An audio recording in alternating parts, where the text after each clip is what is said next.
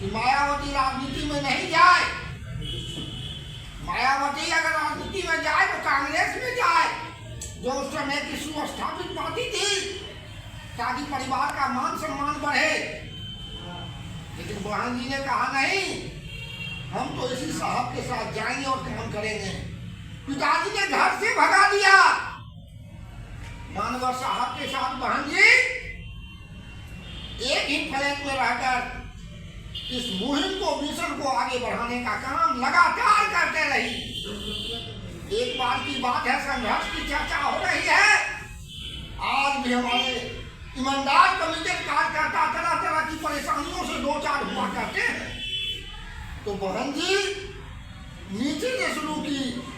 जिस तरह से हम परेशान रहते हैं, हमारा छोटा बड़ा कमिटेड कार्यकर्ता परेशान रहता है, तो बहन जी को भी उस परेशानी से गुजरना ही पड़ा था। कार्यक्रम हुआ, अच्छा कार्यक्रम हुआ बहन जी का, लेकिन बहन जी एक चौराहे पर खड़ी हो गई, चिंतामग्न हो गई, क्योंकि रात हो चुकी थी, लेडीज थी, लड़की थी, कहाँ जाए क्या करे। कोई कार्यकर्ता अपने यहाँ चलने के लिए नहीं कह रहा था। वैसे कठिन दौर में एक ईमानदार गरीब कार्यकर्ता बहन जी को अपने घर पर ले गया और ठहराने का काम किया। और बहन जी के मुबारक जन्मदिन के अवसर पर हम ऐसे कार्यकर्ता को कोटि कोटि नमन करते हुए करते हैं। आज तक बहन जी भी उस कार्यकर्ता को नहीं भूल सकी।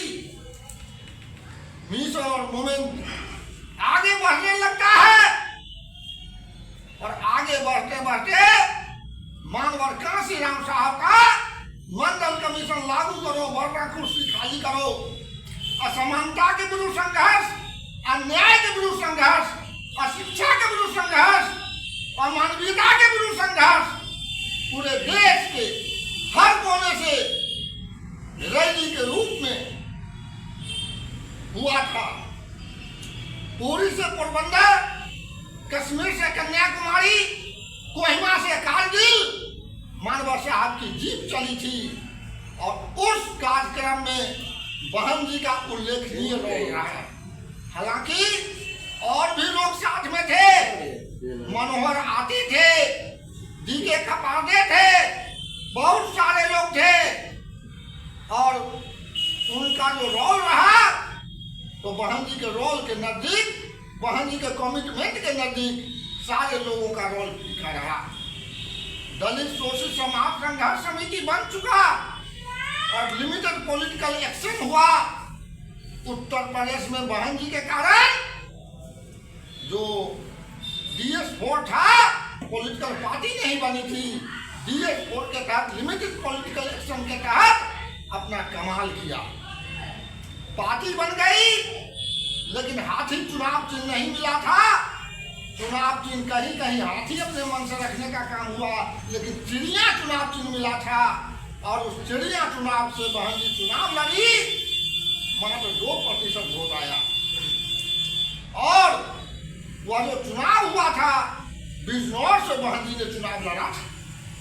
1987 में परमानंदिया बहन जी हरिद्वार से चुनाव लड़ी, और वह जो दौर था, कांग्रेस के अलावा जितना भी अपोजिशन की पार्टी थी, सारे एक खेमे में, सारा का खेमा एक था, ध्रुवीकरण हो चुका था, और साझा उम्मीदवार रामविलास पासवान को बनाया गया था।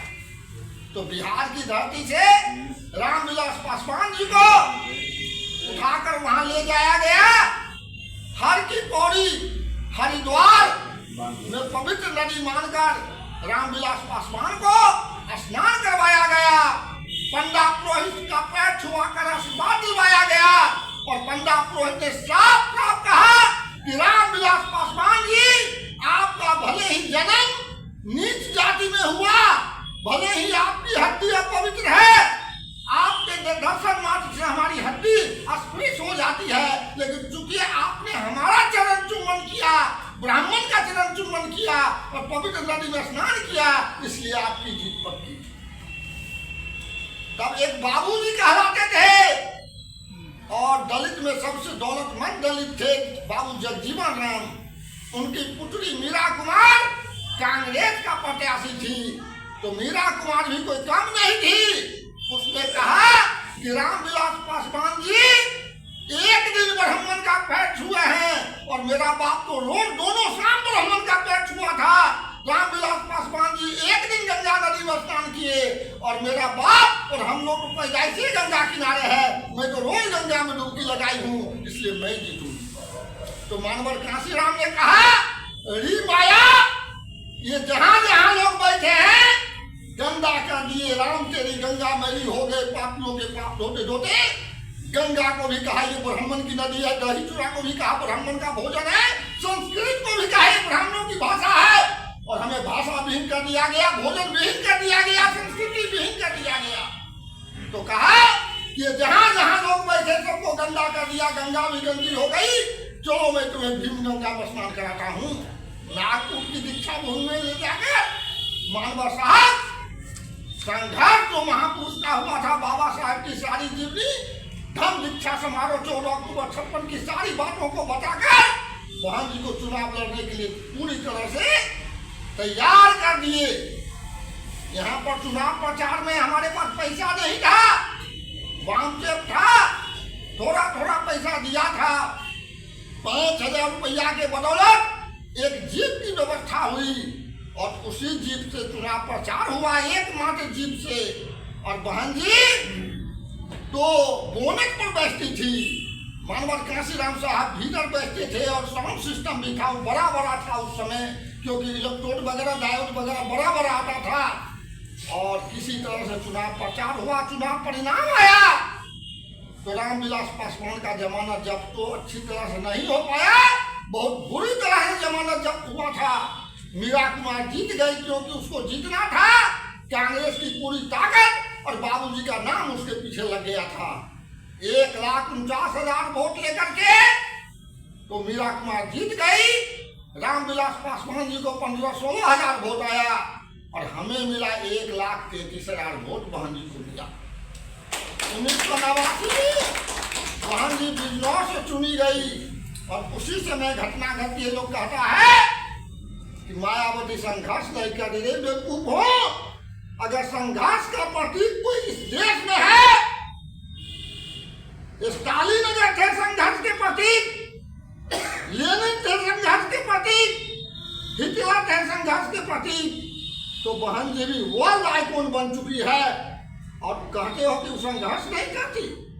अगर अमन कुमार नागरा जो जलौन से बाद में MP बने, अगर बहन जी पुलिस की लाठी खा रही थी, थाना में बंद करके पुलिस बहन जी के जीवन लीला को समाप्त करने की बात थी, साजिश थी, अगर अमन कुमार नागरा उनके शरीर पर छा नहीं जाते और सारी लाठी नहीं खाते तो बहन जी का काम उसी दिन तमाम होता। इस तरह से बहन जी का संघर्ष हुआ और 89 में बिजनौर से हमारे 3 MP चुने गए थे। राम कृष्ण यादव आजमगढ़ से और बहन कुमारी मायावती बिजनौर से, हरिभजन सिंह लाखा पंजाब से।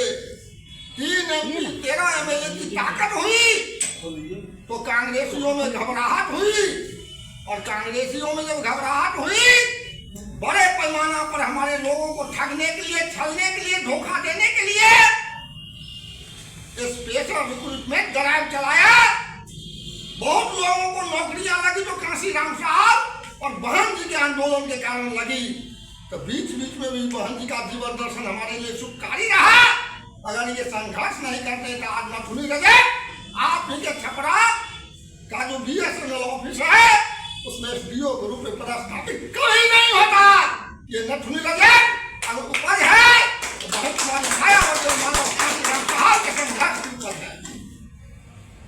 और बहन जी का कारवा मानव साहब के सफल सक्षम सबल नेतृत्व में चलते रहा, लेकिन हमारा शरीर नश्वर है। मानवर कांसीराम साहब 15 सितंबर 2003 को बड़े स्ट्रोक से ग्रसित हुए। 18 सितंबर 2003 को जबरदस्ती बहन जी को राष्ट्रीय अध्यक्ष बनाने का काम मानवर कांसीराम साहब ने किया। बहन जी साइन नहीं कर रही थी, साहब बिगड़ गए और बोले तुमको साइन करना है, तो मानवर साहब के आदेश को बहन जी नहीं ठुकराई और 18 सितंबर 2003 को बहन जी राष्ट्रीय अध्यक्ष बन गई, पार्टी का सुप्रीमो बन गई। मानवर कांसीराम साहब अब लाचार हो गए और हॉस्पिटल में थे, उनकी जान को खतरा था। तो बहन जी अपने घर पर जाकर और जिस तरह जिम्मेदारी की नर्सिंग की, शायद अपना बेटा बेटी भी अपने बाप को चाहे कितना भी दौलतमंद हो, ये शायद नहीं कर पाए। मैं तो बहन जी को 15 मार्च 2006 को भी देखने का काम किया।